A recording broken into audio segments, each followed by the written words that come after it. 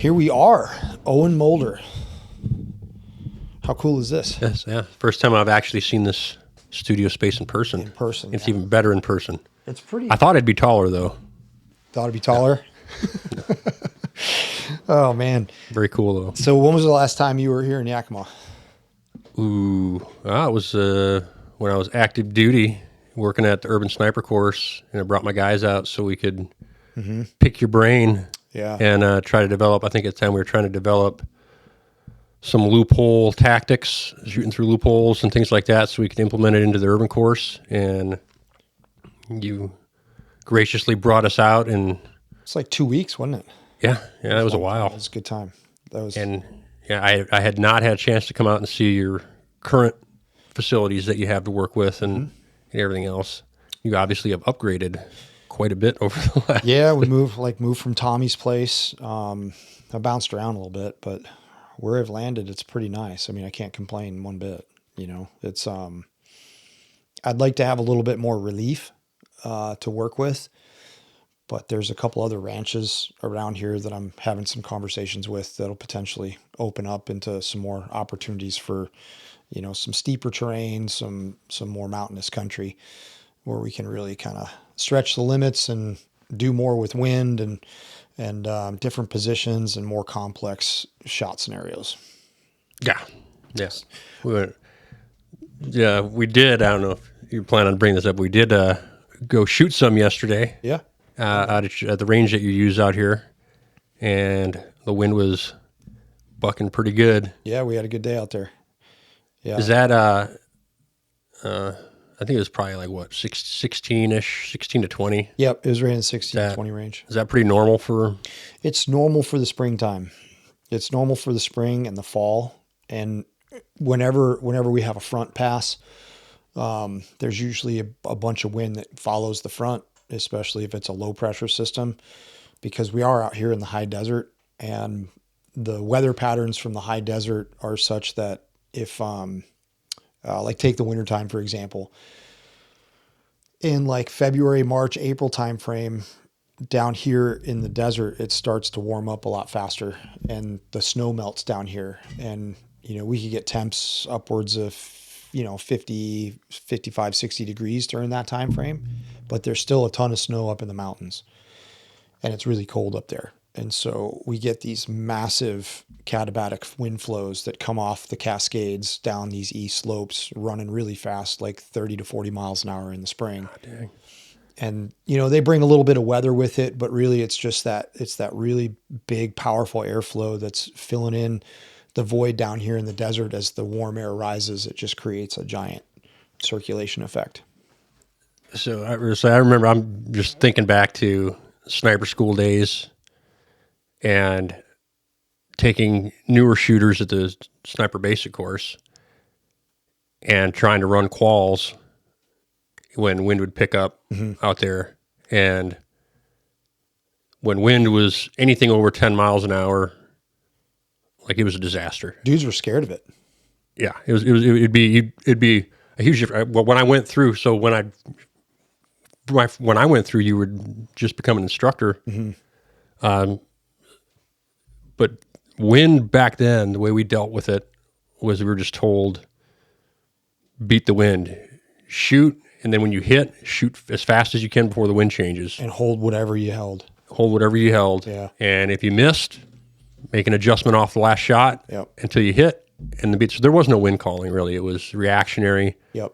And then when I came to work at sniper school, you had started up the wind clinic at the basic course, something I certainly kept going.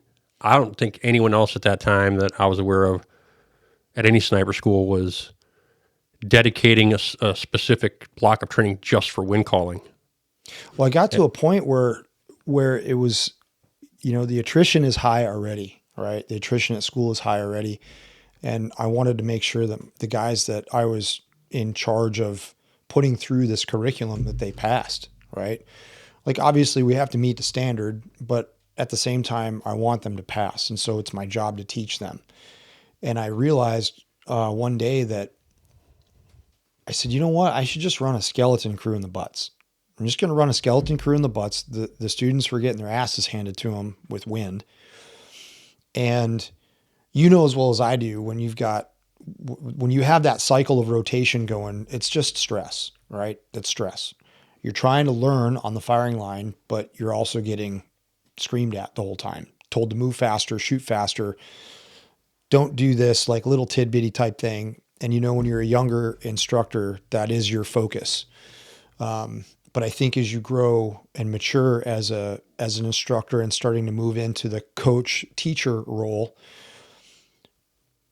you start to learn what's important in terms of what is it's going to take to get this kid to hit this target and do it consistently. And not only that, can he do it when he leaves without supervision, without external coaching?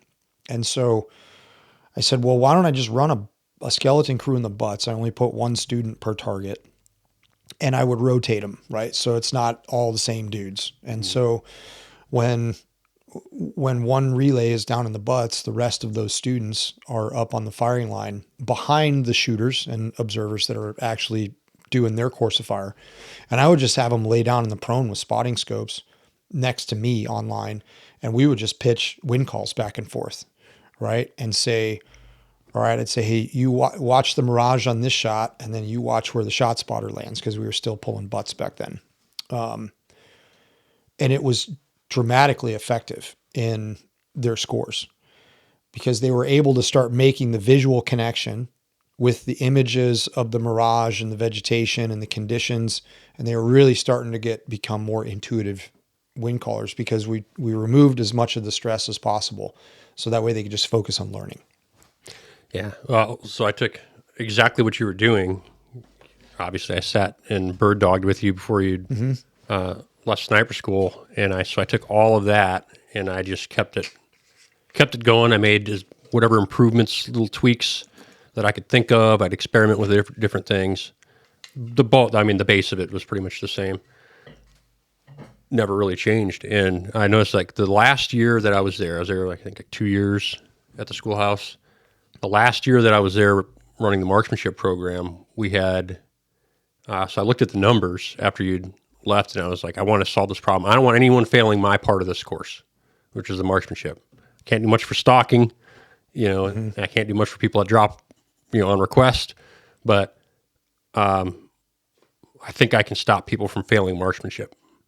And for the last year, I managed to have 100% pass rate on marksmanship. Every student that showed up and made it to qual day passed, and at least went on to the other events in sniper school. That's awesome. All of it, I'll probably say all of it, was because of the wind calling instruction that wasn't even part of the curriculum technically. It was an add-on that you had introduced that I kept going. Yeah. Because when you bring up wind, when a student fails and you say, I think it was his partner calling crap wind, is why he failed. And students would say that. And you bring that up and it's like, we can't do it. We can't drop someone for calling bad wind. We have no way of evaluating it. We have no way of doing it fairly amongst all students that come through. Yep. And so wind, and I noticed this in the fleet too, amongst other snipers and other shooters, like, I saw a serious need for improvement on wind calling myself and in other people. I saw it as like the biggest weakness of snipers is when wind gets going, anything over 10 miles an hour or starts varying up a lot, they fall apart. Like their proficiency in effectiveness and hit ratio plummets inversely related to the speed of the wind. There's probably a formula that we can have someone figure out to, on that factor. And it became almost like a pariah. It's like the thing you don't talk about. You don't you don't admit that you can't call wind. Yep. And you don't need to, because no one else can either. So we just don't talk about it. Right. And then if there is someone that can call wind, you pat him on the back and you're like, that's awesome. Right. But you don't ever,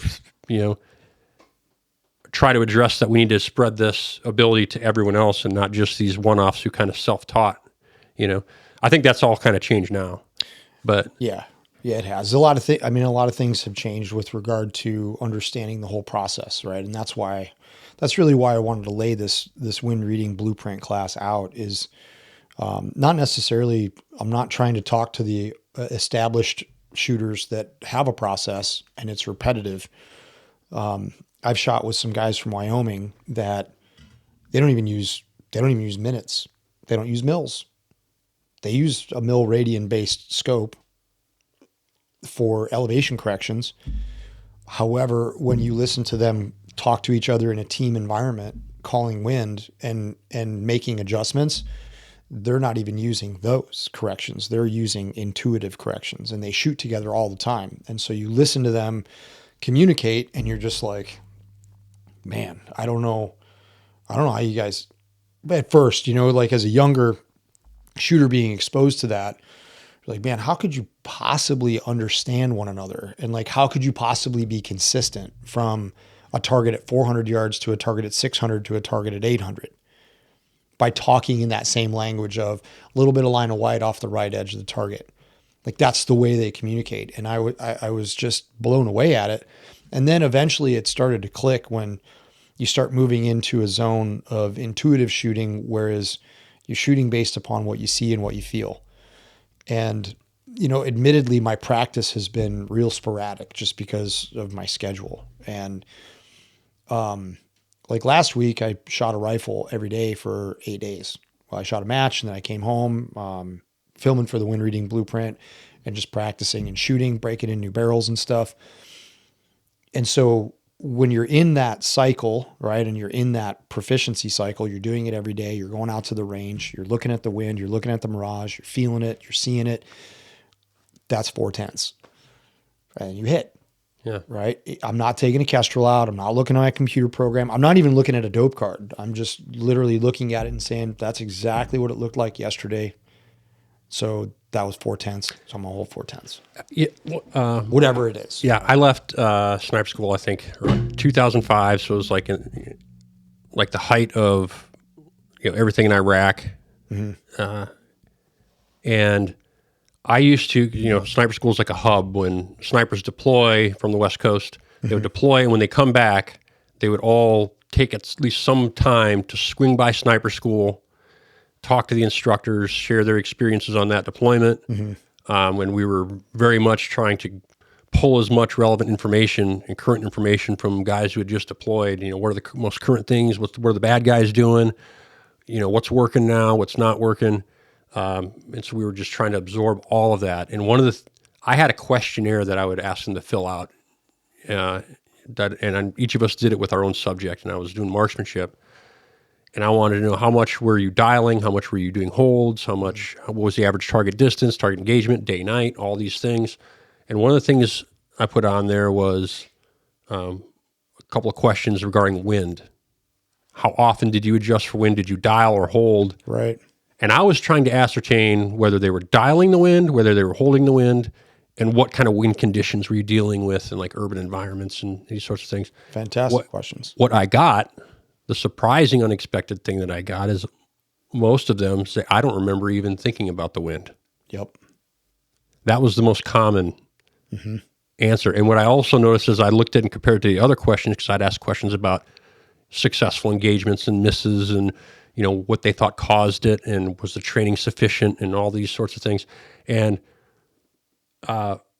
they would say that, in training, I would always, consider the wind and all those things. But when stress kicked in, that was the first thing to go, was thinking about the wind. Yep. And it makes sense. Yeah. And so then upon discovering that, I wanted to try to drill it home. I became sort of obsessed with wind, because it became clear to me that this is by far, other than if the target's moving, but if the target's not moving, or if it's moving in a way that you're ready to be able to engage it, the number one reason everybody was missing was wind. Right. Right. And you're shooting a bullet that is in modern times, it's fat and slow. And so it's going to have a lot of effect from the wind, or the wind is going to have a profound effect on its drift, far more so than like now, for example, the 300 Norma is a is in the inventory, right? So 300 Norma, the 300 Win Mags were there when you were at MARSOC. And it's interesting because most people ask, we did a poll on the Modern Day Rifleman Network, right? I said, hey, what is the thing that you guys struggle with the most in terms of wind reading? Because I want to know. Like, I don't want to build a course or a class just for me. It's not for me. It's for you guys, right? And the majority of people, the first thing that they said was, the vast majority was, how do I figure out what is going on in an environment where I have to shoot from one terrain feature to the next over a large open unknown area? And the second one was purely and simply a process, a system. I'm saying like, hey, what are the steps to do this? So that way we can repeat it. And ironically enough, those are the two things that we spend a lot of time on in this class, because drilling home the process itself. And now it's not anything revolutionary. Like, this is not revolutionary. Like I am not the first guy to like learn the essence of reading wind. And some people you have good days and you have bad days. There is an absolute amount of luck that is involved in hitting targets at long range when it comes to wind. There's people out there that will say like, I'm going to go based upon the mathematical probability of hitting that target with these sets of conditions. And I'm like, I don't know, man. Like, I've been around scenarios before where I've looked at conditions for 30 minutes, watched them in front of students, right? And I'll never forget it. It was a situation. I was out in California and we were shooting at a turkey target. It was like a 2.5 MOA target at 980 yards. Shooting out in Arbuckle, California, rolling hills, kind of like Sacramento area. Great place to shoot. And with all of the undulation in the terrain, like little tiny, not tiny, like they're big. It's going to take you a while to walk out there, but it's not like mountains. Let's put it that way. It's rolling hills. And so there's a lot of things that you can't see, right? And I didn't really do my homework on what the prevailing wind direction was, which I should have. And we calculated this shot for like a 1.6 mil hold to the left. And we both agreed on it. We were like, yeah, I'm good with that. So when this class is over with, that's as long as the conditions are the same, that's what we're going to shoot. I sent the bullet and put the bullet in the air. Where do you think the bullet landed? Exactly where I put my crosshairs, 1.6 mils where I thought the wind was coming from that wasn't actually there.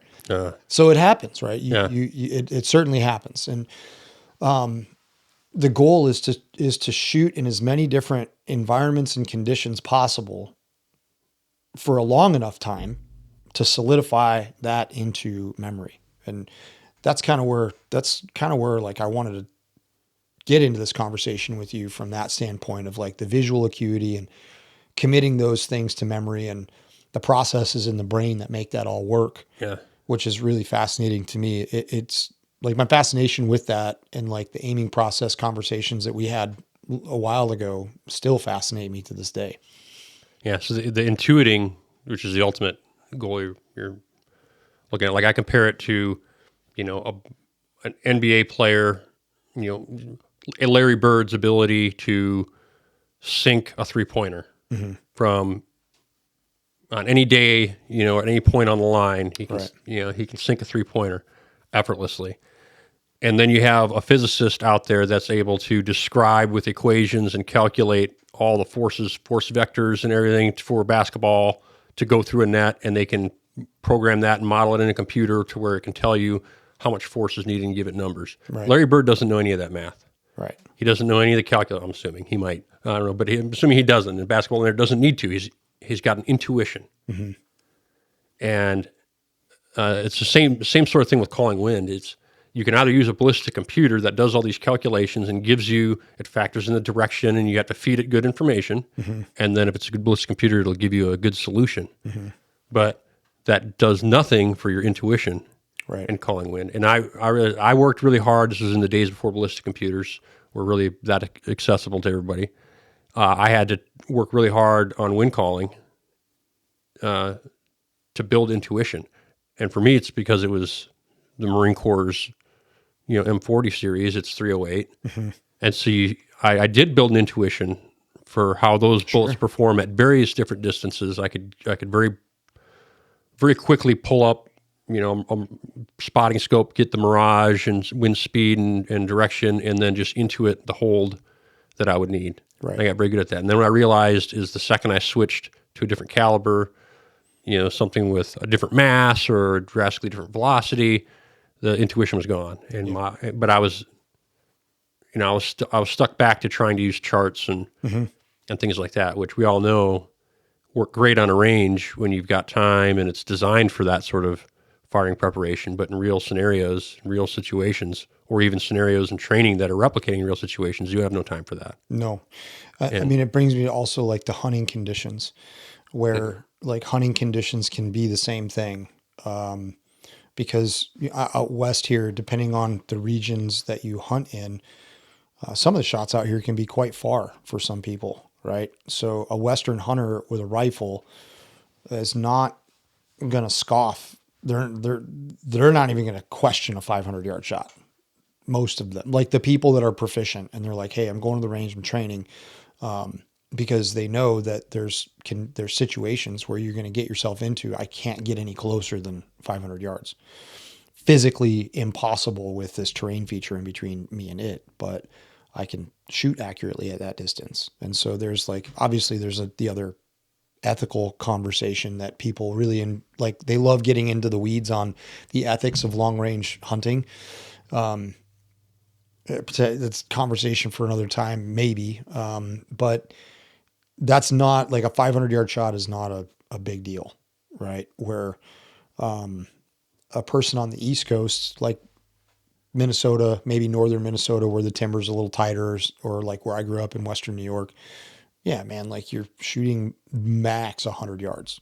Like if you've got permission to hunt a big cornfield or something, you might have a 300-yard shot, right? And so that's far for those guys. Like those guys, 500-yard shots, like bringing people out here and taking them hunting. And I take them out to the range and get them zeroed.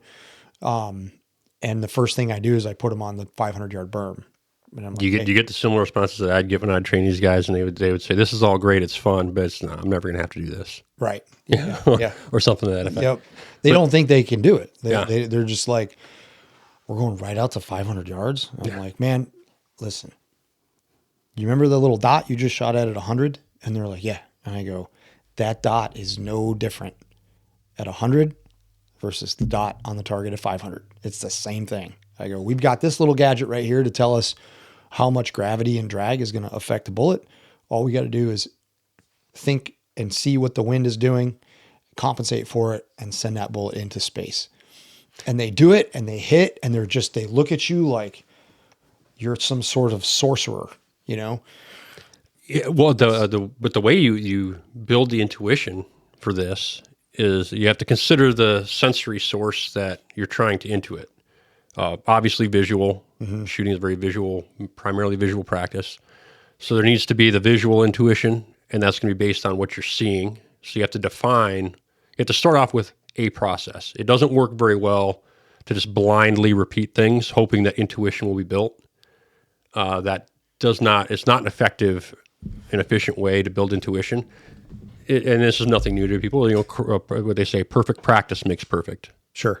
Yeah. So you need to have some sort of corrective measure. And this is an issue I see a lot with people wanting to become better wind callers, and then watching how they go out and try to become better at it. Is they'll go out and they'll just make some guesstimate based on mirage and vegetation, stuff they're seeing. They'll make a guesstimate. They have no idea how accurate that is, if it's accurate at all. They haven't even defined how accurate they need to be. Is within 5 miles an hour right of truth good enough? Is it had to be 1 mile an hour? Obviously, that's going to change with distance. How much? At what distance? They haven't even thought those things through.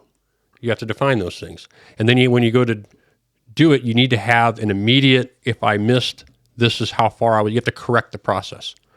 So when you make a bad wind call, the brain needs to know what right is so it can start to move towards it. Kind of like an AI, being trained on a task. Right. It needs to have some sort of goal of correct that it can work towards as it changes itself. And your brain's the same way. So if guys are out there just winging things and it's like, nope, I missed to the left, I guess I'll just adjust to the right, and I hit. Mm-hmm. Okay, that must be what the wind was doing. Right. It's not in depth enough. I mean, it'll help some, but you're not really building enough intuition with that. You're not taking advantage of the focusing on the wind to start to build the intuition. So you got to define your goals, and then when you go to train, you keep that goal in mind during the training. So you say, I'm going to make a wind call, and I'm going to have some way of determining what the real wind was, and then I'm going to vary up the visual stimulus, like you were already saying, in different environments and everything else, because you got to build out what they call a schema in your brain. Your brain has to take all the similar things, and it will on its own put those things together and find the common nature of what they call the invariance of all of these experiences. Your brain does that automatically, so you don't have to worry about that happening. You just have to feed the brain the right stuff to do it with. Got it. And so the process, having a process, which you talked me through your process that you have and that you're going to be putting out on the network. It's fantastic because you have to have that, and you have to train with it. And you start off obviously with any new skill trying to build intuition. You start off having to think a lot and be very deliberate about it because it's not intuitive right now. Very deliberate, involves a lot of frontal cortex activity, and yes, that's not going to be there on stress day in real life, but you got to get there at some point. You got to start with a lot of thinking and deliberate thoughts and actions, and then it'll get faster and smoother, and eventually you won't have to think about it at all. Yeah. And then you know you've reached intuition. And then once you reach intuition, and you start simply, closer distances, slower winds, and once you realize you've got some intuition there, then you change the conditions, further ranges, whatever the change is, you change it to something a little more challenging, and now you've got that initial intuition to help you, and then you're back to doing some deliberate thought and everything, but it's not as much as you had to have before, and then that becomes intuition. Then you just keep this process going. Right. And then you can just start throwing in things like, I'm going to change calibers. I'm going to, but you have the visual process. And everybody, I'm assuming everybody listening to this is at least familiar with Mirage. Oh yeah. Yeah. They're familiar with how to read Mirage and those sorts of things to varying levels of efficiency. Then there's also looking visually at indicators in vegetation and other things that are out there. But a lot of times people tend to not train the feel of the wind on them. And that's not going to be the standalone solution. But what you're trying to do is you're trying to bring in a multi-sensory, multi-input calculation in your brain to give you the average output of all of it. Right. And again, your brain, especially on the intuitive nature of it, your brain will do that on its own. It will not require thought if you feed it the proper stuff. So if you take the time to train the physical sensations of it, what is wind speed as it's hitting your skin? What does it feel like? What does it sound like? Mm-hmm. And then you build up that intuition. And then I'm also adding in how it affects vegetation, different types of vegetation. Then I'm adding in Mirage in different conditions, under different lighting. And as you build intuitions of all that, your brain will keep working all that in its schema and little mental model that it's got behind the scenes. And that's how you do it. And from what you've described with the process you're doing, it's got all those elements if it's applied in the right training. And you got to do, that's the thing. You're not going to get, this isn't going to be like a, fairy dust. You know what I mean? It's not like you're just going to consume this information and all of a sudden, bing, it's going to turn on and you're just going to hit every target. Well, in an age of immediate gratification where I want. We all think that, right? We all think that the bullet's going to go exactly where we tell it to every single time. And that's just not the case. I mean, if it were, then it would be like, why are we doing this? Let's move on. Yeah. And wind in particular is difficult. I think in a way it's because you're trying to, especially at longer ranges or on really small targets and higher winds, you're trying to estimate the speed, but you have to estimate precisely. Yes, very precisely. And you're trying to estimate precisely something that's invisible. Yep. That's crazy. And you're trying to use whatever indicators that you have available to you that you've trained through images of Mirage. Something else that I've learned over the years is that training people, you remember like the Mirage diagrams that we had and stuff. And I was guilty of teaching that as or preaching that, if you want to call it, because you're like, that's this. And then you build up some life experience though, and you look at that and you're just like, I've actually been burned by Mirage in the past where I'm on a different range. The intensity of the Mirage is different. The image is different, and it's disrupting, like that image is telling me that the wind speed is moving faster because of things that I've seen and I'm recalling from my memory bank. But in reality, it's not faster. It's just the intensity of the Mirage, because in this particular range, all of the targets were on these kind of rolling mounds, but the firing position was pretty much on line with the tops of these mounds. And so as I'm looking out here, I'm seeing all these targets. The targets are only about 18 inches to 24 inches off the ground at the tops of these mounds. So the Mirage is really intense because you're looking right across the tops, and it's hot, it's summertime. So the Mirage looks really intense, but the intensity of the Mirage is confusing you as to the speed of it. Yes. And so you have to parse that out, man. You have to train yourself to parse it out mentally. Yeah. Then you got to calibrate. You got to go out there and be like, okay, it's blowing raw wind speeds 12. That's on this range. That's what a 12-mile-an-hour wind looks like. So this interesting phenomenon happened to me. I don't know how common this is. It might just be me. I suspect it's probably not, though. I had a difficult time when I first started learning Mirage at sniper school. I couldn't identify a boil. Okay. Because whenever I would see Mirage, my brain said I have to determine whether it's going left to right or right to left. And when I couldn't determine that, I assumed it's because I'm just not seeing it good enough. Yeah. You're like, there's got to be some. There's got to be a direction of some kind. Yeah. And especially in certain conditions when when the wind I'm feeling on me isn't head on. Mm-hmm. I can feel a little bit of it. It's a little bit to the left or it's a little bit from the right.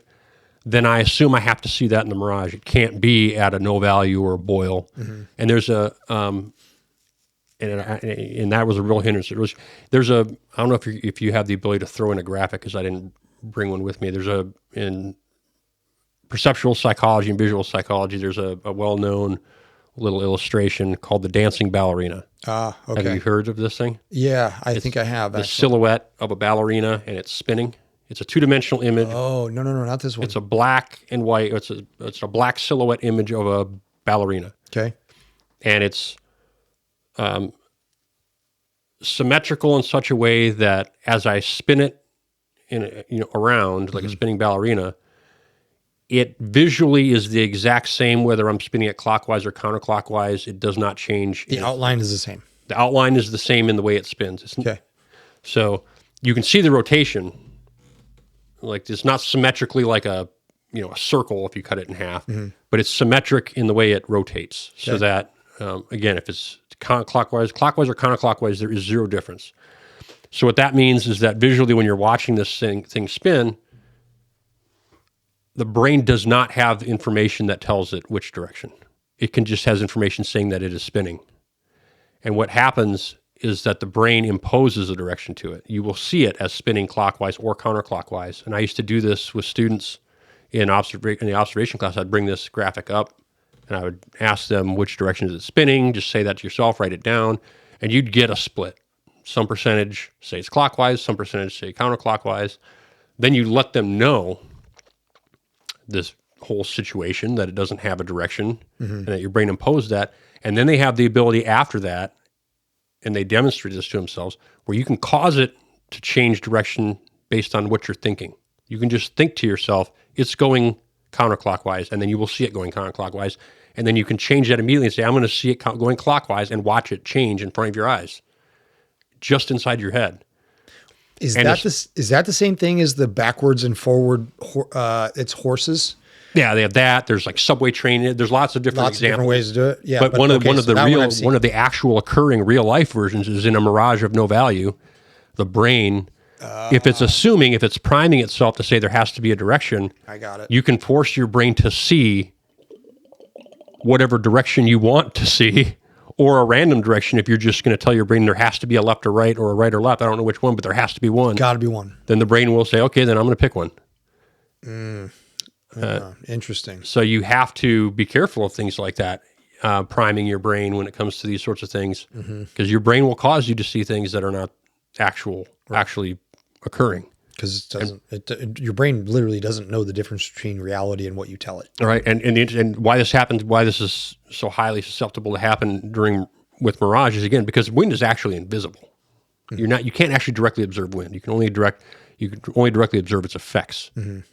And in Mirage, you're specifically looking at this distortion of the image caused by refracting through different temperatures of the air. Yep.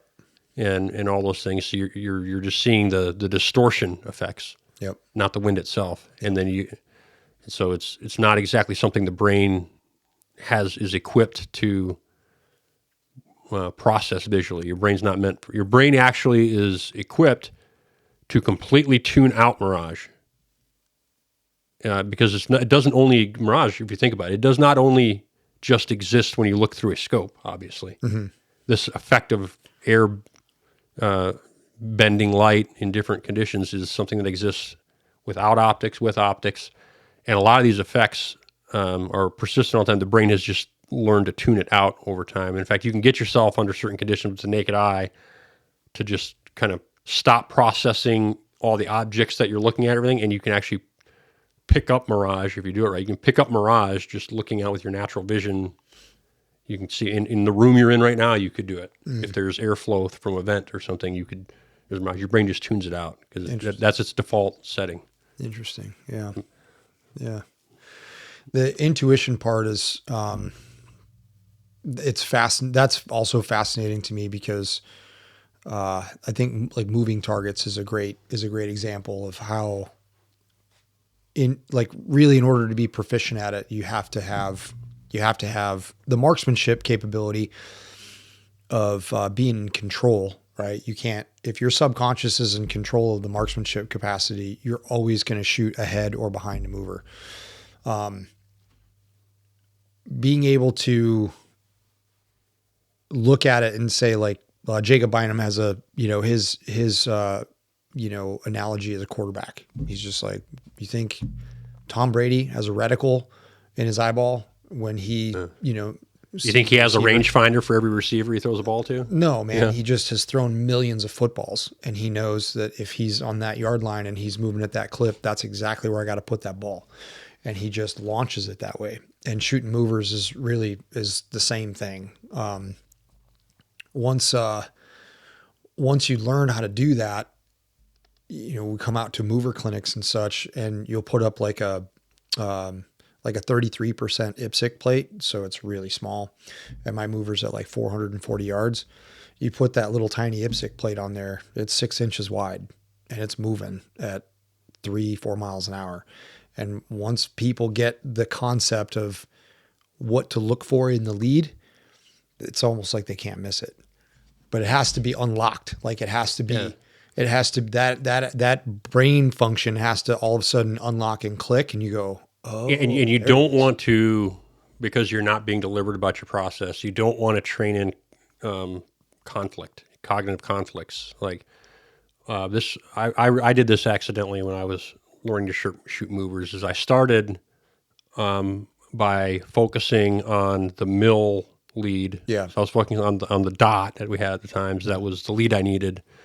And then I switched later on to not even looking at the reticle, but looking at the gap between the reticle and the front edge of the target and the size of that I was estimating. And that turned out to be a way more efficient way to shoot in those conditions with a mover and everything. That was the part of the mover study that you did. You were part of that mover study, right? Yeah, the just snipe them, whatever called it, or the joint sniper engagement. Yeah. That was for movers, yeah. And so isn't that the conclusion? I talked to Lelota about it a little bit, and he basically said that he said that the conclusion of that experiment was that it was far easier for the eye to lead from lead edge of a mover than it is from center. Yes, absolutely. And that's for obvious reason, because of the visual contrast that occurs with that versus trying to find what would usually be a solid color or semi-solid color, like within the body or the target. It's a consistent color. It's uniform or very close to uniform color, and then you're trying to define something within that. Whereas the leading edge or edge of a target provides usually a strong contrast with whatever's behind it, so the eye and brain have something much more fundamental to the visual process to focus on. Got it. Which is early vision, contrast, and finding outlines and boundaries and where one thing ends and another stops is like one of the first things that occurs in visual processing. Very, very fundamental to the brain. So using that is helpful. You just have to be careful because not all targets are the same size. Right. Yep. So if I'm training on targets that are 12 inches and I'm going off the lead edge, if I got a target that's now 20 inches, right. Now I've got to adjust my lead accordingly, right, based upon where I want to put the bullet on the target. Yeah. And that's a technique that I've moved towards with shooting movers. If we're fortunate enough to get an opportunity to shoot marathons, which happens every once in a while, some more than others, those are anatomically correct targets, and they're going to move in the same mannerisms that a human being would move, right?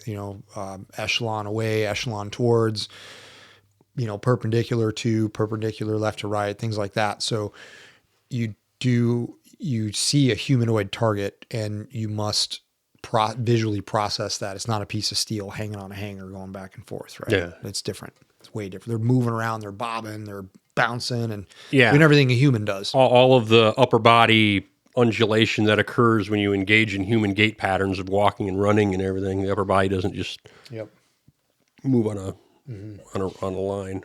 But. So I think I've told you about the project that I want to do with the Marine Corps Scout Sniper Heritage Foundation, with interviewing scout snipers in an effort to preserve that legacy. Right. Capture the history kind of thing. Capture the history, preserve the legacy, knowing full well that it's most likely going to come back to life someday. Yeah. And, what better gift to leave than saying, hey, this is how this generation did it. This is how this generation executed. This is how they trained. This is the shortfalls that they found in their training. This is how they employed themselves in combat. These are the lessons learned from that. So I think following this episode, that's an episode that I want to do with you. So I don't want to steal a whole lot of thunder from that, because I really do want to ask you about your experiences in combat as a sniper, learning the things that you were asking for while you were at the schoolhouse from those returning snipers. That's I don't know very many people who did that, right? Usually you have a hot wash, right? It's like the outgoing platoon with 2nd Battalion. We just happened to have a really good opportunity to sit down and chat with their team leaders, right, for a few hours, which was massively beneficial. But nobody was in a place other than you to come back and say, hey, what was your experience, and put this down here. So in the law enforcement community, I have them over there. The American Sniper Association does every 2 years they release a report called the Police Sniper Utilization Report, and they collect exactly what you're asking for. All of the parameters and details of the engagement. So that way they can categorize them and say, hey, this is the average engagement distance. There were this many at this distance, this many at this distance. These suspects were barricaded. This was a hostage. All of that data is in there. And it's only as accurate as what they can have departments report, right? Because not everybody knows that the American Sniper Association exists. There's a lot of people that do. But in an effort to get that type of information into the hands of an organization that can preserve it for the future, that's the next project that I want to bring to fruition in 2026. Yeah. Almost like remember the Marine Corps Center for Lessons Learned.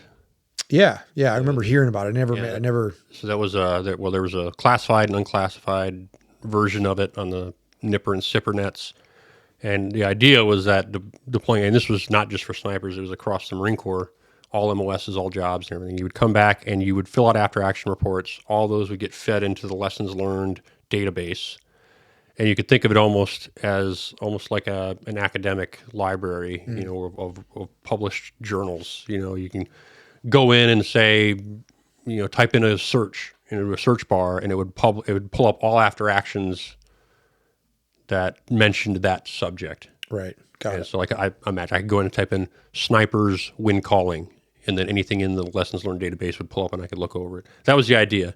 Mm-hmm. I didn't really, I tried really hard to utilize that and it just wasn't enough information. Not enough people took it seriously. Not enough people designed after actions enough with the relevant enough information that it matched what I was wanting to find and all those sorts of things. For example, there was one, again, going back to the wind thing that I was really focused on for a little bit, trying to get as much as I can on there. None of the questions that were being asked of snipers, there's engagement information, average distance, day or night, all these sorts of things. Not one time was any sniper ever asked, how many times did you miss? Right. Yeah. That's not something snipers want to brag about. Nope. No one comes back talking about how many targets they missed. Mm-hmm. Man, you wouldn't believe it. I missed 50 guys in one mission. You know what I mean? Yeah. And even because we would ask those questions at the schoolhouse. Sure. What was your hit percentage? Yeah. What was your hit ratio, hit to miss ratio? But another thing, I didn't even realize it until after I had left sniper school and I didn't even think of it until after I came back to a schoolhouse at the urban sniper course. But of course, by then it was too late. Was I should have been asking people, how many targets did you not even get a chance to shoot at, but were within criteria to engage? Sure. Like they met rules of engagement. Right. But you didn't even have time to pull a trigger. In terms of like your target exposure time was too small. Your training. Yeah, I wasn't in the position ready to shoot fast enough. Got it. Or, I didn't capture any of that. That's interesting. Which was, I shake my head every time I think about it. I'm like, how dumb was I not to think of that? But it's such an obvious thing that you should be capturing it. Yeah. Because target exposure time in urban environments can be very small, and they use that to their advantage often. Mm-hmm. They know that they're far enough away from you. They can sprint across an alley, and the time of flight is too slow to reach them. Mm-hmm. And so we weren't capturing that sort of thing. And snipers don't typically want to just on their own think of it and bring it up if it's not asked. Right. Or if it's not highlighting a success. Yeah. Yep. Yeah. It's a missed opportunity. Mm-hmm. And especially if it's something like I wasn't ready to pull. I was behind my rifle and observing it. I just wasn't ready to pull a trigger right away. And the target came and was gone before I could go through my engagement process. Yeah. Or how many times did you try to shoot at a target and you had the wrong dope? Yeah. Right. Yeah. Those sorts of things I did ask, although I do not know how accurate the data is. All you gotta do is go to a PRS match. Yeah. And you got to watch that. And then, the newer guys are the cognitive load is too high and they don't train that as part of their process. And so, you'll forget to. Yeah. Well, that's a very interesting thing because I know you just brought the term because I know you're familiar with it, but I don't know how many shooters out there are familiar with the concept of cognitive load. The upper echelon guys, 1,000%. They get it? Yeah, absolutely. Some really interesting, you'll find this fascinating. I sat down and had a chat with one of the upper echelon shooters in the PRS National Series right now. His name is Cal Harmon. And Cal is a former Marine. He was a pig in one of the state platoons on the East Coast. Super, super humble guy. He's young, extremely well spoken, and he cross-decked from the Marine Corps to the Army, and the Army ended up scooping him into the Army Marksmanship Unit. And so those guys are responsible for going to places like Range 37 and training the instructor staff over to the, SF groups and training their CIFSIC teams and stuff like that. And they're also there to shoot competitions. And the amount of stress that those guys are under is insane. 97% is their threshold. So if you go to a match, so if Cal went to a match and it's 97%, his threshold, he needs to be for his leadership, his performance needs to be at least 97% or greater every single time. Every single time. Yep. And that's the level of proficiency, confidence, capabilities of members of the Army Marksmanship Unit. That's their job, is to go win matches. So let me get this straight. So if he goes to a match, and let's say horrible conditions that day, just for everybody in general, and he takes first place in a match, but it just so happens in this match that first 95% got first place. They're still like, "Hey, congratulations on your first place at that match. Now go ahead and head over to Sergeant Major over there. He's going to give you your counseling, right? For not hitting 97%. No. So it's the way that it's scored is percentages of the leader. So okay, gotcha. So like if not hits in terms of points available. No, okay. It's the leaders take 100%. Graded on a curve. Yep. Okay. So, but even then, that's a tremendous amount of pressure, right? And so you're going to these events and you're seeing the lead shooters miss maybe 6 shots a weekend out of 220 shots fired. You're maybe 6 shots down, maybe 8. Yeah, well, it's almost like, back in school when they would grade on a curve, there's always that jerk that gets 100% on the test every time.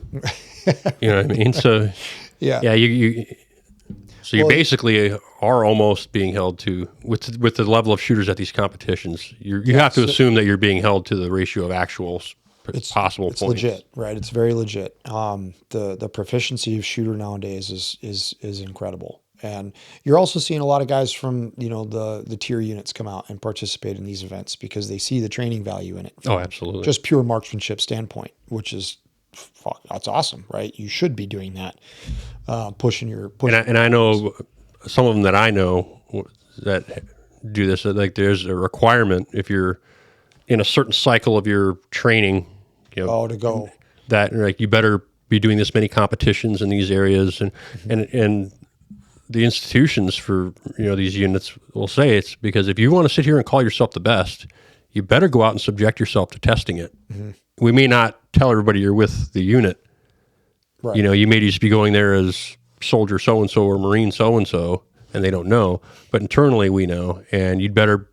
I don't know if I don't think they have these standards of 97%.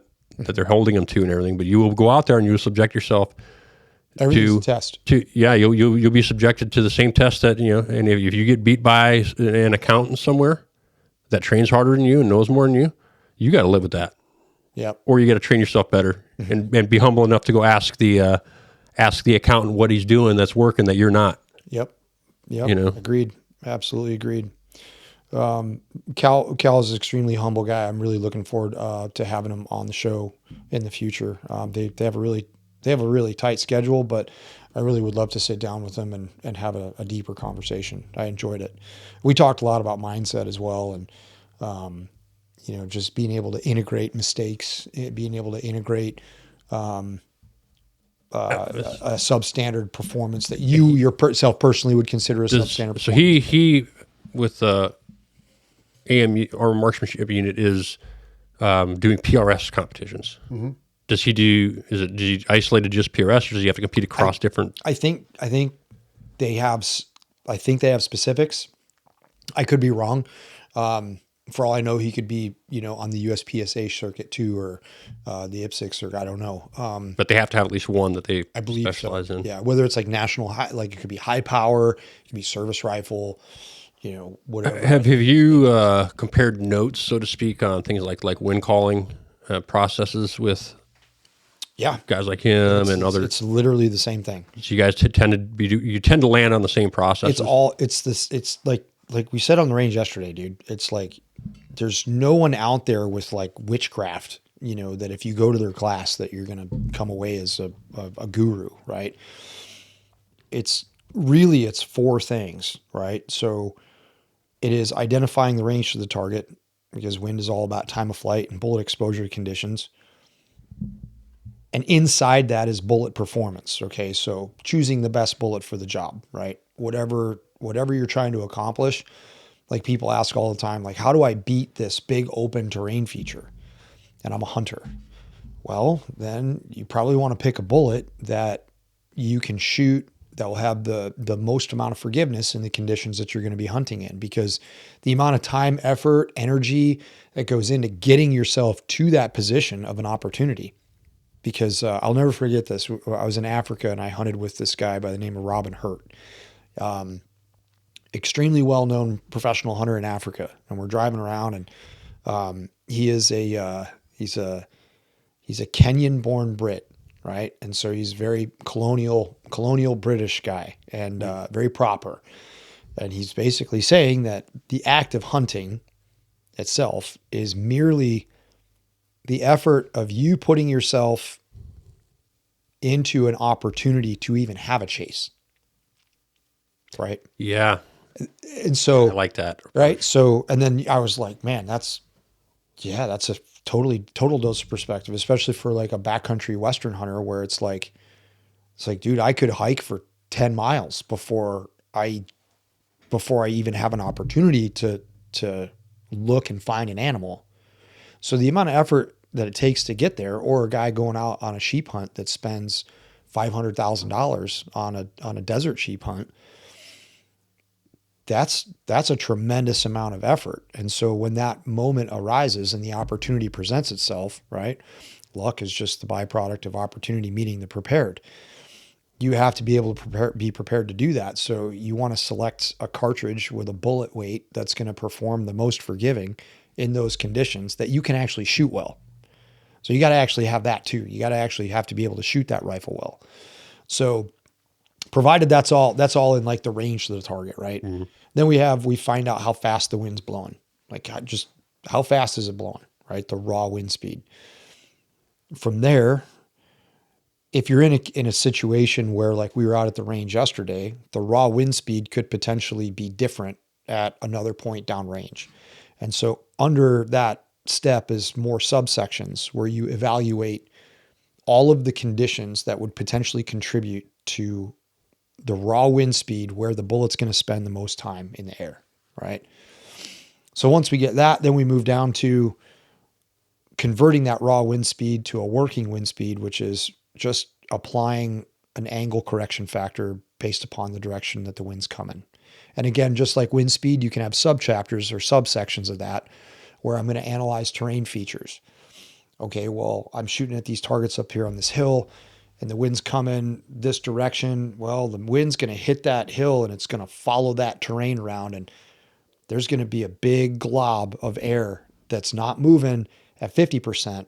That glob of air, when my bullet's in the last 2/3 of its flight, or the last third of its flight, that's going to be moving in a full left to right 100% wind. And it's probably going to be going a little faster, right? Hmm. So then once we establish what the working wind speed is, that's the wind speed that we actually use to derive the hold from, which is the fourth and final step. Derive and apply the hold. So figure out what you're going to actually hold for that wind speed, because when you boil it down, you want to look at wind speed as a full value equivalent. So just so I make sure I'm understanding this right, so you're the difference between the raw and the working wind speed is you're essentially saying what is the, assuming it's not a full value wind, it's coming in at some angle, mm-hmm. not perpendicular to the bullet, the amount of force acting on that bullet, if it's coming in at an angle, is lower than the actual wind speed. Correct. But whatever that relative amount of force is from the wind is essentially being thought of as this is the perpendicular amount of force exactly being applied. And once I figure that out, doesn't really matter that I don't need to sit here and worry about angles and whatever else. I'm just at that point. Mm-hmm. It's all treated as perpendicular wind. Correct. Full value. There is a threshold for that, where you start when the wind is high and fast, like we were experiencing today, or I'm sorry, yesterday. You do have a factor of aerodynamic jump. It's very small. It's about 1/10 of a mil for every 10 miles an hour of full value equivalent wind speed past about 600 yards. So beyond that threshold, that's where it's like, okay, if I really misjudge the wind and wind speed, I could also have an elevation correction factor depending on the size of the target. Okay. So like I'm trying to hit a clay pigeon on the berm at like I throw a bunch of clay pigeons out there on the berm at 1,000. You might have to make an elevation correction due to an error in wind speed estimation, right? You could hit high and further left, and in other conditions, your elevation would be spot on because the wind is not high enough to make that much of effect with aerodynamic jump, if that makes sense. Yeah. So that's all in the subsections of establishing wind speed and then the direction, right? Which is converting the raw to the wind. And when you say aerodynamic jump, are you using that in the same sense as when people talk about Magnus effects? Yes. So just two different ways of saying the same thing. Yes. As soon as the bullet comes out of the barrel, obviously, as you know, the bullet's processing, and when the nose of the projectile meets the oncoming airflow, it upsets it, and it causes the bias of precession to either orient low or high, depending on which side, left or right. So at distance, you might need 1/10 or 2 more elevation to hit a target with a given wind speed versus there's no wind out there today. I'm going to hit that with 8.6 mils. Well, if the wind is coming from left to right, it's going to cause my projectile to bias low due to that wind speed. So therefore, for that same target, I might need to add another 2/10 worth of wind correction based upon the wind speed to compensate for that effect. So it's very, very minute. It is a phenomena that exists, much like spindrift and Coriolis force. Like I fuck around with people now. It's hysterical. People ask like Coriolis, and I'm like, Coriolis, never heard of that. Never heard of her. Who's that? Right? And they're just like, they look at you like, what are you talking about? I'm like, nobody cares. Like none of that shit. Is that place Russia invaded? Right. So the whole premise of it is to keep the process simple. And then we look at it, we say, okay, let's just finish that process though. Like say, once I finish, basically it's like a little calc in place problem, right? Once I get to that final number, okay, I'm going to hold for a full value 8 mile per hour wind for this condition right here.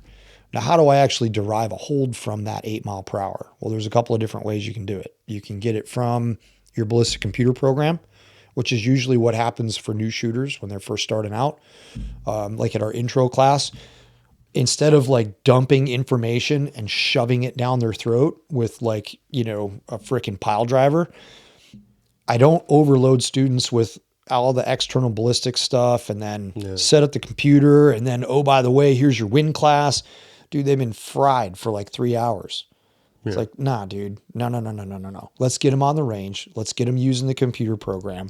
Let's get them using the forward off hub, the heads up display. Just point your phone at the target. The wind's coming from this direction. Move the bug over here. It's blowing at 10 miles an hour. What does that tell you? We're already starting that intuitive 4-step process. Range to the target, raw wind speed, direction. Then start drilling it. And then what does that tell you to do? Oh, that tells me that you need 1.2 mils. Roger that. Hold left 1.2. We're eventually going to figure out where that number came from. And we're going to figure out how to get that number from you without using this thing. And we just teach it in layers. Yeah. So but then the end goal, the training standard that you're working towards is that they're not having to do mental math and calculations eventually. Yeah. You have to start that way to correct the intuition, not necessarily complicated math, but yes, very simple. Very simple. But, I would even say memorizing and recalling numbers. Right. I would count in cognitively as using the same regions of the brain as you would for mathematics, which are not going to be there under duress. Right. Interesting because I think I've probably mentioned this a few times and haven't explained. There might be some people out there that don't understand that when your adrenaline gets going and you're getting under heavy amounts of stress, cognitively, your brain, as your sympathetic nervous system, which is your fight or flight system that activates, as the activity and arousal of that works its way up towards fight or flight threshold, it switches the networks in the brain that are operating. And a lot of abstract thinking and mathematics and those sorts of things are in the regions of the brain they call like the default mode network, which includes prefrontal cortex, where they'll say you do all your abstract thinking and math there, but it's also part of this larger network called the default mode network. And that you can use that and that can inform you just fine when you're on a nice calm range or in a controlled conditions or whatever, you're not stressed out. But as your fight or flight system, sympathetic nervous system goes up, it's going to start switching on the task positive network, which is, relying heavily on stimulus and reactions and things like that. And that's where all you're going to be left with is your intuitive muscle memory type automaticity. Those are going to take over. It's unavoidable. It doesn't matter who you are. And that's not going to include working with numbers in your head. Right. So, and that's why it's very important. Like I think what you're describing that I have not heard from any other system that I've tried to use myself or tried to get good at and it wasn't working. All those systems involve a lot of dealing with numbers and moving numbers around in your head. And I could get good with those on a nice, calm training range. But having been in situations in real life where my adrenaline was going and everything else, I just know for a fact that if that wouldn't have been there had I been in that situation. Right. And I like the fact that yours heads towards that. Like if you really work this method really hard and you're dedicated to it, that's where you're going to be. Is you're going to be at the point where that it will be there for you. That's important because the good idea fairies are all over the place when it comes to this stuff. And it's like, oh, let's make reticles more complicated. Let's put more tools in the reticle to make it more usable. And it's like, dude, now you can go to, I had a situation where a buddy of mine was telling me he had a class where there was a young ranger in a class, and it was a long range shooting class, and they were talking about maximum point blank, and these guys were just like living out of their kestrels. Like they live and die by that little thing. Like if that thing if they don't have that, that's bad. Right. And that is bad. It's really bad. And so the instructor tells me, he said, I asked this young ranger what his dopes were for 2, 3, 4, and 500 meters. And he goes, hang on, let me get my kestrel. And he goes, ceasefire, stop, freeze. You have to go to your kestrel to get your dopes for 2, 3, 4, and 500 meters. And he goes, man, time out. We have to really look now at the dependence that you have on this technology. Your first instinct is to go to it to recall this information versus it's this from my head. And it potentially is just a lapse or a difference in training mentality over the years, right? Of having a lot of technology available to you. So you start to really rely on that technology and you don't really truly learn your dopes. You don't really truly learn the reality of it with maximum point blank range or any of those rapid engagement techniques. It really is intuitive shooting. Yeah. And then you don't want to go in the other direction, which I've seen people go, which is we don't use any technology because you have to be ready for when it fails. And it's like, well, there's a balance there. Yeah. There's a balance. Use the technology for when it's useful, make sure you build the intuition. But there's some, certain technologies like, well, what do I do when it doesn't fail? I need to know how to use it effectively. Yes. And so the balance is there.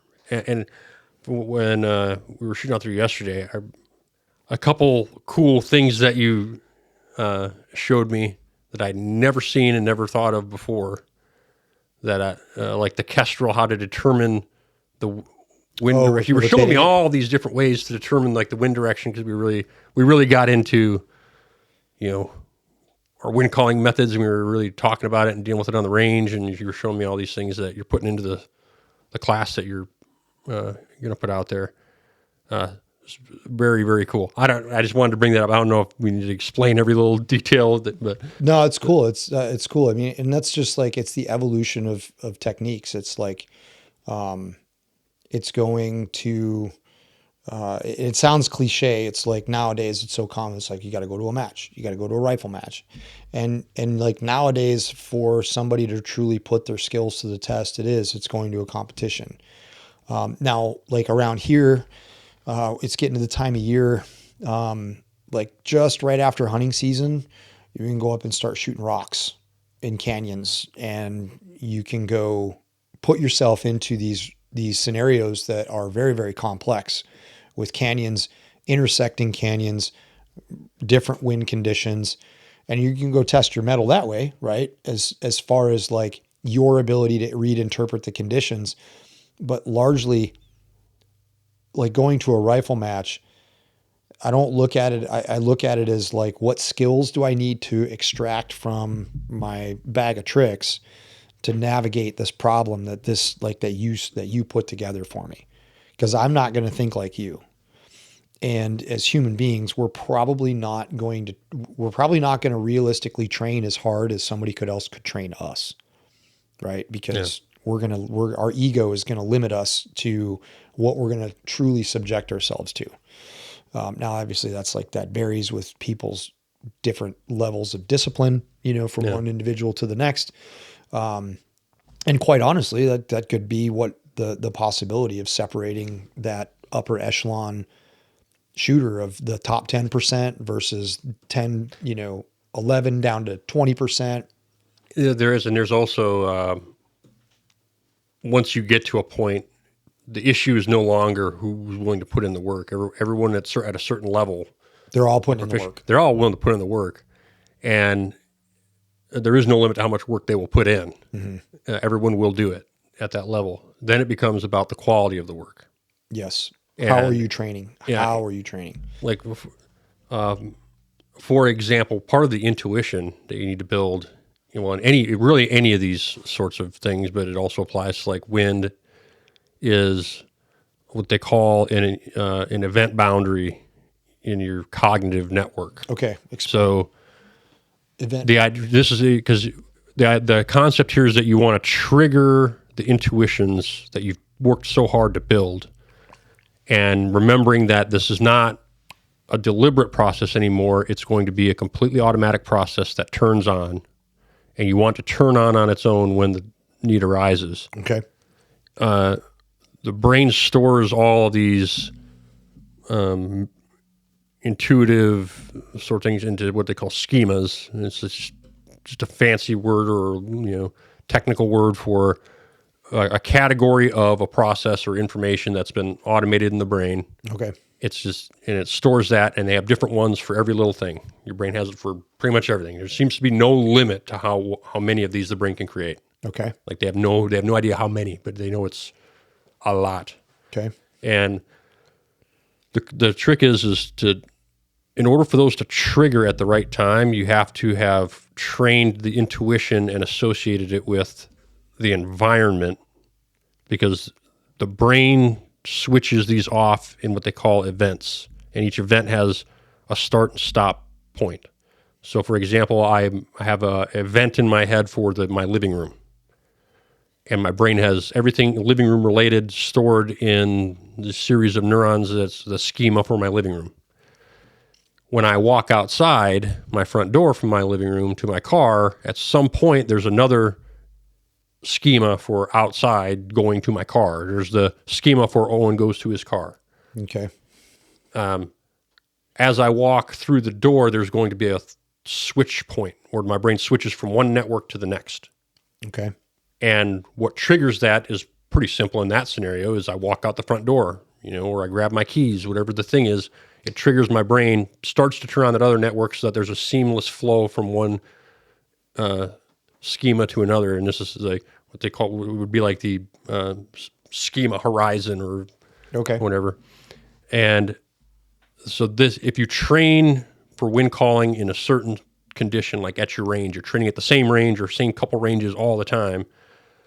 What you're not realizing is that, you may not realize, is that the color scheme, the background of the range, the type of targetry, the drive up and how you get ready, your brain is creating an event schema for all of that, and then it's storing the intuitions that you're building for wind along with that.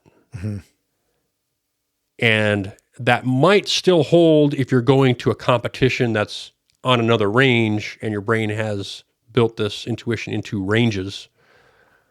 But go on a hunt out somewhere and you train the intuition for wind calling on a range, and now you're on the hunt and your brain is thinking about trying to observe the animal and how tired you are from the hike and all those things. Your brain's in a different event right now, and the intuition's built associated with that, and you need to somehow train so that the brain will switch and use that intuition from the range in the hunting environment or in the combat environment or in the crisis situation as law enforcement, whatever.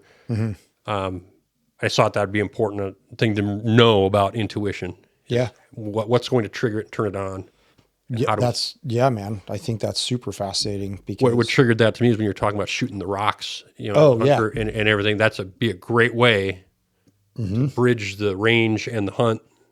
So it's Yeah, now that we just measure a rock, you go out there and like you look through your reticle and you find one that's 0.6 of a mil, and there you go. You got a 2 MOA rock. Whatever the range of that rock is what it is. You say, okay, well, that 2 MOA rock is at 870 yards. Roger that. Let's get a dope for 870. Do I got an angle? Okay, let's compensate for the angle. Okay, let's make a wind call. And then like the cool part about shooting in the mountains is I didn't realize at first the difference between, I remember like learning about ballistics, and I mean, I got Robert McCoy's book over there, and it illustrates the difference between what a technical flat fire trajectory is versus an angle fire trajectory, meaning 15 degrees of incidence or less, plus or minus, is a flat fire, and anything 15 degrees up or down is angle fire. And the way I look at this from a bullet perspective is, with regard to wind conditions, is when you're shooting in the mountains, you're firing your bullet into basically a compound angle. It's like a miter angle. So I got an angle that's of vertical elevation, and then I could have an angle of traverse, which is now causing my bullet to fly through this wind at a compound angle. And the bullet is going to react to the wind not on a horizontal plane anymore, right? It's going to respond in both a horizontal as well as a vertical plane.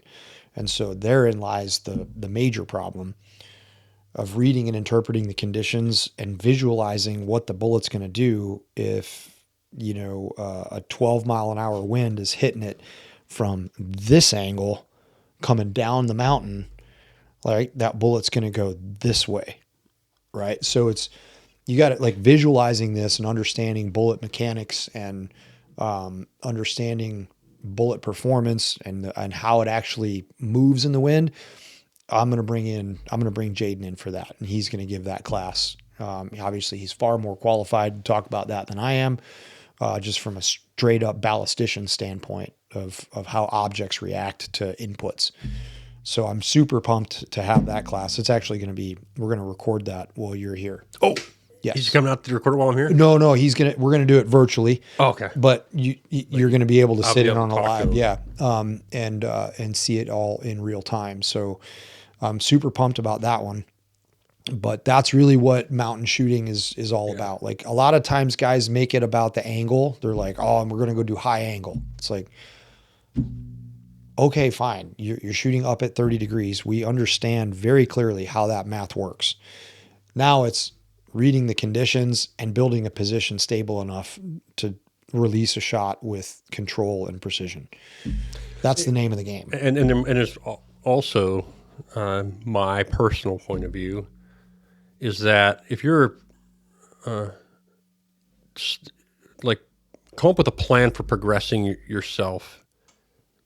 For example, if you haven't mastered wind calling in a basic form on a flat range, and in these simpler conditions, and that's still, you're not consistent, and it's causing lots of misses, and you can't shoot anything over 8-10 miles an hour wind, and all these sorts of things. Don't be in such a rush to start throwing in all these complications and to start shooting at angles hanging off the sides of mountains and everything because it's cool and whatever else. Yeah, because... Oh, by the way, I just realized I think I was saying event horizon, which is not, it's event boundary. Boundary, not horizon. Got it, okay. We're not talking about black holes? No, I'm not talking about black holes or the movie. We're talking event boundaries. If someone wants to look it up, that's what you're searching, is event boundary. So, but anyway, sorry. I wouldn't mind talking about black holes. I think black holes are fucking cool. Yeah. It's like, what happens? Hey, you're going to have to, give a ring to Kip Thorne or something, because I don't know. Get Lyman to talk about black holes. I could, yeah. You talk about black holes?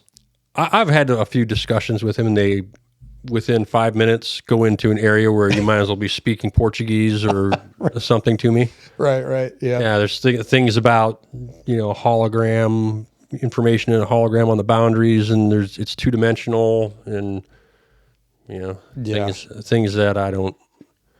Fascinating. Yeah. Yeah, fascinating. Fascinating, even though I don't understand most of what he's saying. It's still trying to search for someone that has the ability to understand it and then put it into terms that, mortal humans can understand, right? Yeah. And teach it. So I suspect even they don't really understand it. They just know how to do things with math. That might be true. That might be true. That's I think that over the years, though, I think as shooters we go through phases. We go through phases like you think you need to be a ballistics nerd, right, to hit targets. Yeah.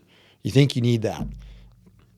But in actuality, sometimes, depending on your personality, the more you know leads to further paralysis by analysis. And you're just like, I think John Sperling R2D2 and shit. I think John Sperling made this comment back when I was going through sniper school and he was teaching the marksmanship. He said, we're about to go into the ballistics class. And I'll tell you this, once we're done, we're going to look at all the factors that go into it, and I'll tell you what, you're going to wonder how in the F you hit a target ever with all this going on. That's just like fucking John, man. He's going to laugh his ass off. Does he listen to this? Oh, he absolutely will. He absolutely will. He wants to talk to you. I told you he wants to get on a call with you and chat with you. I can't, how long has it been since you guys hung out together? I don't know if we've ever hung out. I think the last time I was around him, I was doing 8 counts. I don't know. No, I think he was on. I think he was leaving as I showed up to sniper school. He was on his last few days. Yep. I guess the last time I talked to him, how long ago was that now? Still John. Well, that's 2020. 20-something year, 22 years ago. Yeah. He's done well for himself. He's done real well for himself. Guy's wicked smart. Still John. Still Sperling. Still the rooster. Yeah, never. He's still not a senator yet. Those days are coming. Lance Healy made the prediction that he was going to be a senator someday. I remember that. Yeah, that's right. Yep. No, man, that's the thing. You look at it and you go, how did we ever hit targets? Yeah. Now looking back and, people, they're like, that was hilarious. I got to tell you the side story. So we're teaching a class for the Royal Canadian Mounted Police. It's fucking hilarious. So we're doing the intros, and the gentleman that put the class together, he's older than me by 10 years, but he went to sniper school in 1999. And so we're going through and doing the introductions and stuff. And he's like, yeah, I went to school first in 1999. And all the younger dudes are just like, looking at him and shit. It was pretty funny. Right. And then this younger dude says, he goes, I've been sniping. He goes, I've been sniping since 21. He goes, that was his intro. He's just like, yeah, I've been sniping since 21. We all busted up laughing. It was hilarious. And so that became the joke in the class. It was just like, how long you been sniping for? It was great. So, those guys were really, really great in, breadth of experience, from younger guys to to older guys. There's some dudes on that team that had been there since, been doing it since 1998, 1999. And then the younger guys have been doing it for maybe a couple of months. And so I'm kind of hoping like there's going to be this, and it may have already happened, like this generation that grows up where it's a lot more of the lessons that we had to learn and over the years and develop new ways and play with things, and then ultimately arrive at some sort of synthesis of all this to a better method. And I think we're seeing that obviously that's occurred. We're seeing people do things with better equipment, better ammunition, better techniques, and all these things that there's going to be a generation now where that's where they're starting. That's all they know. Yep. And all this talk that, back in the day when us to them, it's like, who cares at this point? Like, we're moved on anymore. I don't want to hear about. Exactly. Yeah. Don't really want to hear about this shit because that ain't the way that it's not the way that it was done. I get it, but marksmanship doesn't change, right? We still have to be able to connect to that thing. We still have to be able to hold it steady enough to be able to deliver a precision physics shot. is physics. Physics is physics, right? We can't change that. But what we can change is our understanding of physics and how all of those things work together. And then like the back to the phases thing, right? You go through a phase where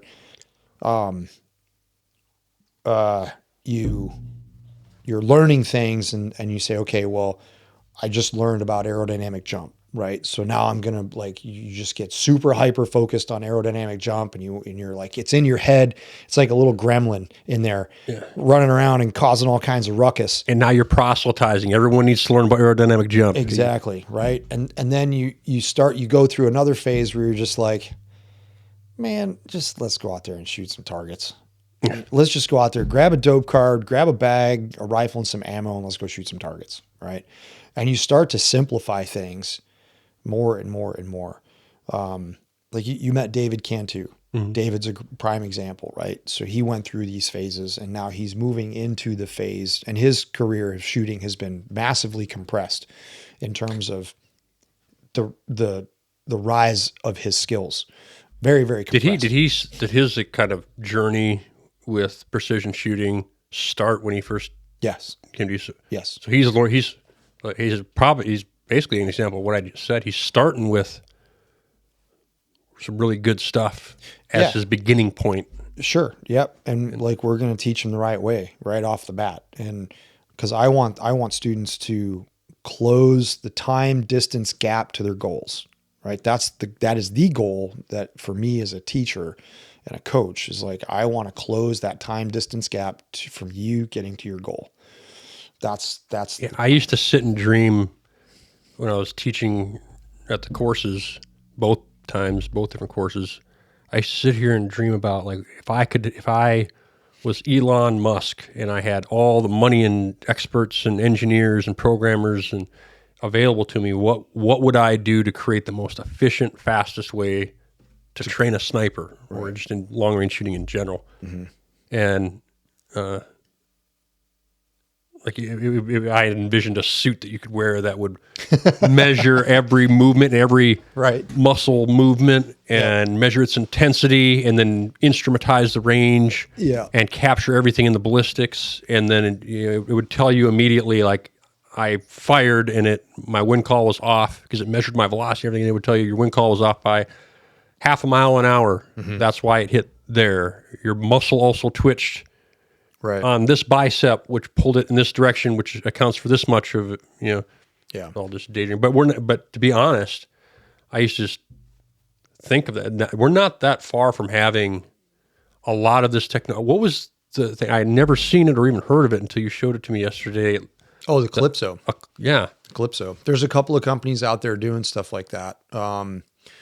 It's like I said, it's ultrasonic wind meter, and the product was originally used on sailboat masts so that the coxswain could trim the sails appropriately and make sure that the boat was on the most optimized heading for speed and or efficiency. Like I know very little about sailing, but it's very dependent on the wind. No shit, it's a sailboat. And so they brought this technology and shrunk it down into that little device that you see, And I think from a standpoint of, you see them at rifle matches all over the place now, right? People got them on their tripods and they're using that to, and I've used it too. And it really does work. It's a fantastic tool. But I think that it's also it's the same kind of tool that a Kestrel is, in the sense that it's a training device to work towards that intuition. Yeah, but I guess my primary, the first when you first showed it to me and explained it to me and demonstrated it, first question I think I asked you was, can you network multiple of these together? And you're like, yeah, you can create a little array of them, and why isn't every serious competitor just set these out all over the range and feed them into an array into a central so that way you can display, see what the wind's doing in real time. Yeah, so then working with your intuition, you can shoot and make wind calls and then immediately verify with a Mirage I'm seeing out there at that distance. I got one of those out there on a pole or something, and now I can look and see if my estimation and I can marry up visually with the Mirage with the reality of what the wind's doing, and I can associate those two and start speeding up the intuition process. That's the goal. That's the ultimate goal. Yeah. There are some companies out there, or a company out there, that's doing using lasers to map wind speeds, which is very, very interesting. I had heard that. I can't really get into the details of how it works, but I know back in the day, cool. Almost probably 2 decades ago, or maybe 20 or so, DARPA was on a project and they tried to do this, and their conclusion at the end of that, and it was that, that was a while ago, their conclusion at the end of it wasn't accurate enough to be reliable. I mean, you could get something with it, but it wasn't going to be good enough for sniper purposes. I remember this is a version, a more technologically advanced version of it. It's becoming more realistic and achievable now. Yeah, it still has, I would not say that the current efficacy of the system, that at least that I saw, was beneficial to be man portable. No, yeah. It's one of those things where it's just like, nah, dude, let's just make a wind call. Yeah. I mean, but then again, you could see it maybe being useful as a permanent fixture on a range for training somewhere. For training absolutely. purposes. That's what it would be. That's where that product would shine, is in a training environment, to build intuition, is to just verify and say, yep, that's what this is. And I used to be real hard against having wind flags on the range. And I've since gone back on that because, as you've seen out at the range, we have a known distance side where there's berms every 100 yards. And on those berms, I have wind flags. And that is basically the range that we use to train new shooters. It's like, hey, this is the training wheel range. We're going to learn, we're going to get dope on the guns. We're going to learn some basics of wind calling. You got the flag right there to verify your guess, or at least assist you in that, along with Mirage, because there's really always Mirage out there, even in the wintertime. So then over on the left side of the range, it's all open field. Targets are in the grass. They're in the rocks. Some of the targets are skylined, so they don't have backdrops. Some of the targets, the nearest backdrop is 60 meters, 80 meters behind the target, which is confusing as well to some people that are uninitiated. Or the big thing that's different now, though, is training self-sufficient shooters. Whereas back in, we had spotters, right? So now everybody is leaning heavily towards training people to become self-sufficient shooters. If that were the goal, obviously, what do you think about having 14, 15 pound rifles shooting 308s and the ability to be self-spotting? And you think that's I think that we'll talk about weapon selection, right? So having the ability to choose the right tool for the job, or for whatever mission it is that you've been tasked with, that's happening. I don't believe that the rifle is anything quality. People could get pissed off at me for that, but I don't really give a shit. The Army and the Marine Corps are having massive problems with the Mark 22s, with all manner of problems with slam fires, all the same stuff that we were dealing with 25 years ago on a rifle platform that was already 35, 40 years old. Um, they're now experiencing the same thing: slam fires, accidental discharges, things like that. Big time point of impact shifts with the rifle being supported on different structures and different points along the forearm because of the moments and forces during the process of recoil and the pressures and stuff. It's basically a bolt action AR is the platform design. It's got a barrel sleeve and a barrel extension very similar that you would see on an AR-15, and it uses a clamping mechanism to clamp that barrel down in the upper receiver, and it's just not that great of an accurate platform. So, and I know you guys are listening, you'll be like, my MRAD shoots great. It's like, fantastic. Your MRAD shoots great. Go check out the internet and look at all the videos of the problems that they're having, right? So, that is the ability to change the cartridge to meet the weapon or meet the mission is huge. That's a huge advancement. I will not take that away from the system, but there are other systems out there that can do it better. But being able to look at it, the 6.5 Creedmoor is now in the distribution for ammunition and barrels. SOCOM units and JSOC units are getting access to that. But even on Big Army, on the Big Army side of the house, where the sniper program is still alive, they're getting access to 300 Norma, at best 300 Win Mag, or at least rather 300 Win Mag, and some of the units are doing the 338 thing.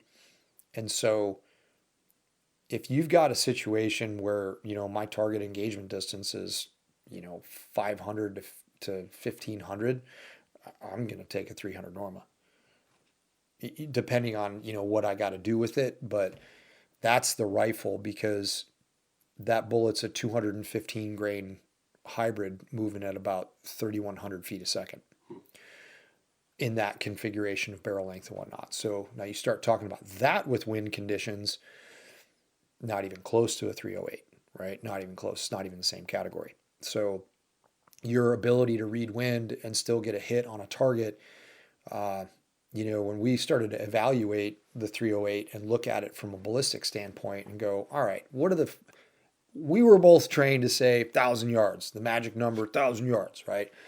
Range estimating targets with a traditional mil-dot reticle out to from 300 to 800, even range estimation with that type of equipment, it's luck. It's a crapshoot. It's you using the craft, the field craft of being a sniper, to remember that yesterday that target was really close to that tree and I hit it with 9 MOA. So guess what? I'm probably going to use 9 MOA for that one too. And so you're using the intuitive thought processes that we should have innate inside of us if we're good at that craft. And I believe that to be, you either got it or you don't, right? That's why we have attrition in that field. And that's why there needs to be attrition in that field, because it's not a job that everybody can do. There's a certain level of attention to detail. There's a certain level of being a hunter and a predator that can't always be taught, right? Yeah. So, but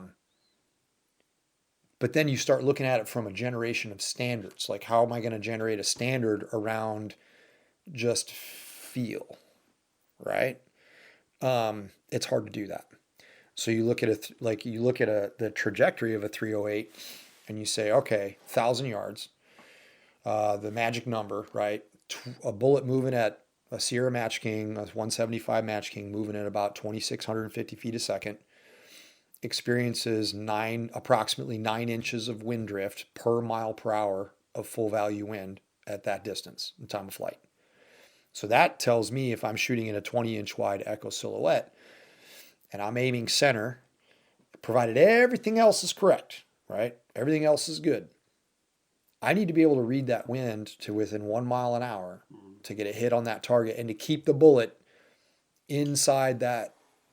And I'm also dealing with a quote unquote 1 MOA rifle with a velocity spread of potentially 50 to 80 feet a second, extreme spread for whatever ammo lot that you get.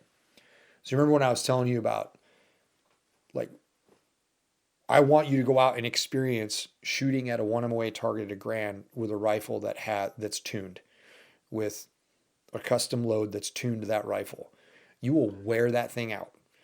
You will hit it every single time you shoot at it once you get your win call dialed, right? You can't do that with factory ammunition.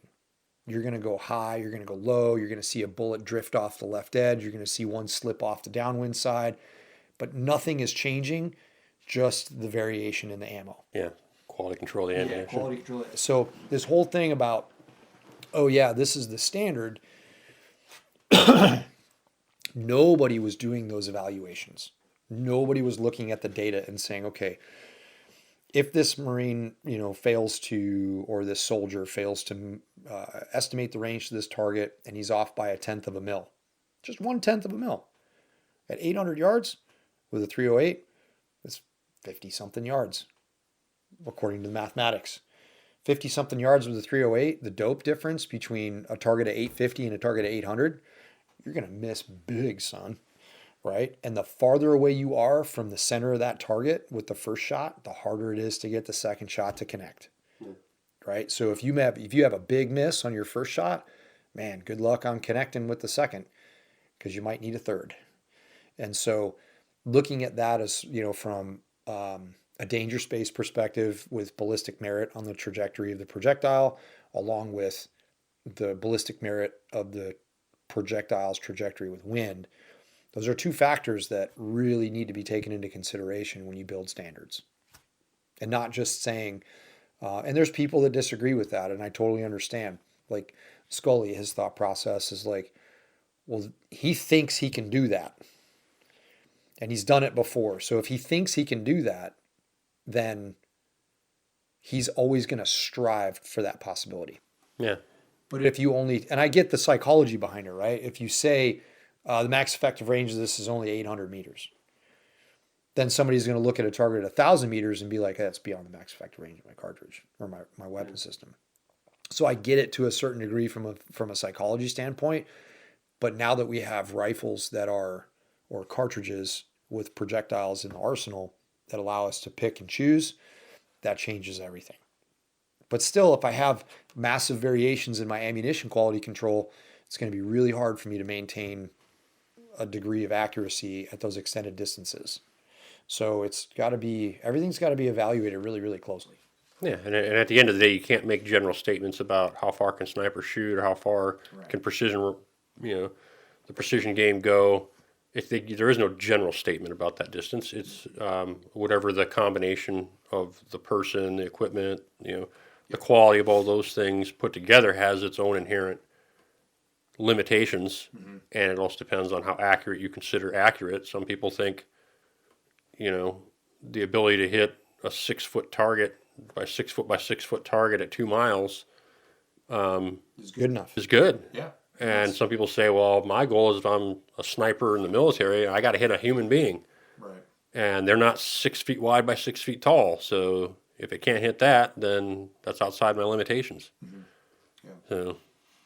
Yeah, it's things have come a long way with regard to we are currently, I mean, obviously we're at the pinnacle of the state of the art right now when it comes to understanding external ballistics and radar derived drag curves, and our ability to predict where a projectile is in time and space is nothing has, well, whatever available to the public, I should say. What do you think the current limitations are?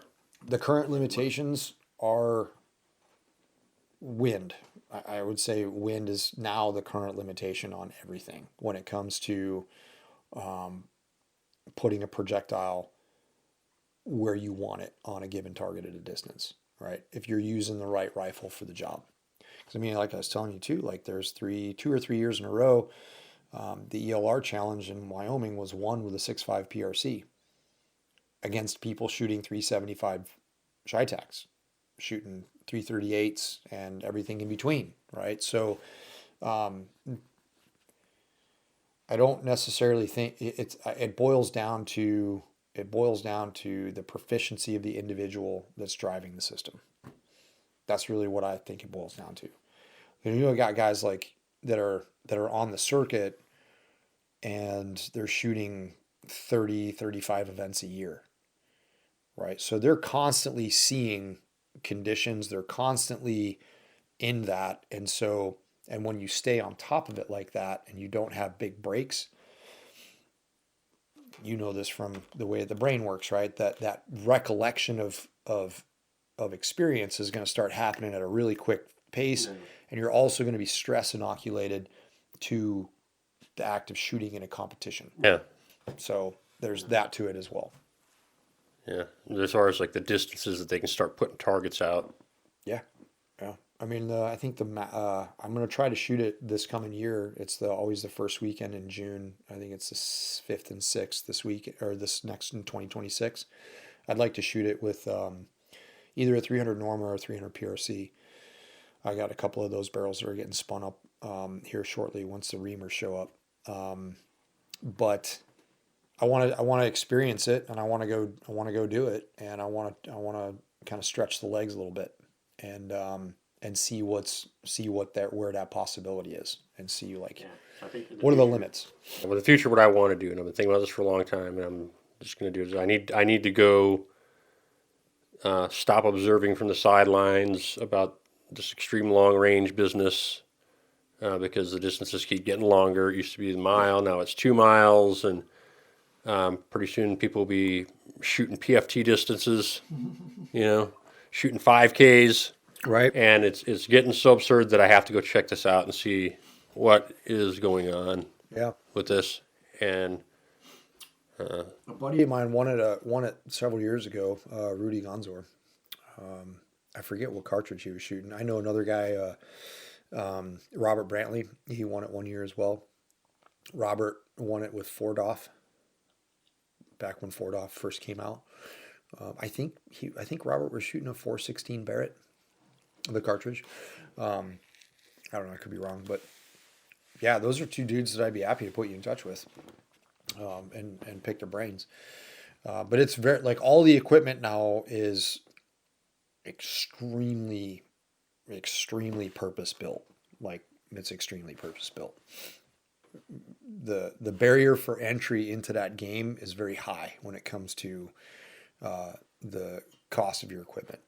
I mean, you can go, but from what I understand, and I could be wrong now because I haven't really paid too much attention to that side of the industry, is there's a specific number of cold shots that you must hit in order for you to even compete.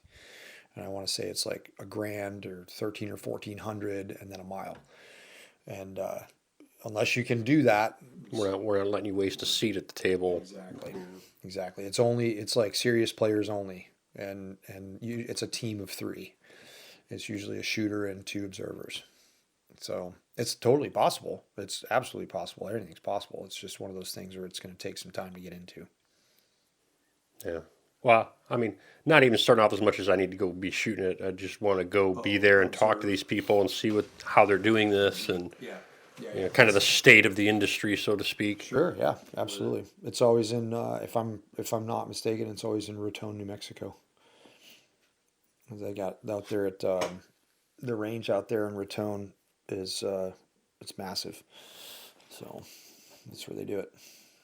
Yeah, and it's I think it's cool.